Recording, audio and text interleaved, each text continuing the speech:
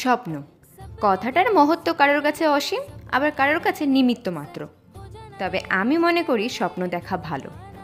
স্বপ্ন দেখে রাতের ঘুম উড়ে যাওয়া অবশ্যই ভালো।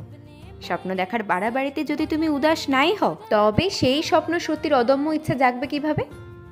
আমার স্বপ্ন কি থুড়ি আমার স্বপ্ন কি কি তা তোমাদের সাথে পরে না হয় একদিন শেয়ার করব। তবে একটি স্বপ্নের কথা না বললেই নয়, তা হলো নাচ। নাচের জগতে থাকা প্রত্যেকেরই একটা সময় পর ইচ্ছা জাগে শিক্ষকতার।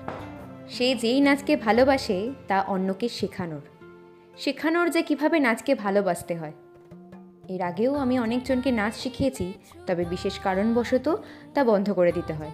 তবে স্বপ্ন দেখার ইচ্ছাকে থোড়ি দমিয়ে দেওয়া যায়? শত অসুস্থতা, শত বাধা নিয়েও বারবার সেই স্বপ্নের পিছনের দৌড়ানোর অদম্য ইচ্ছাই হয়তো তা অর্জনের শক্তি যোগায়। কে বলতে পারে, হয়তো আজকে যেটা স্বপ্ন কালকে সেটা আমরা বাস্তব রূপে পাবো।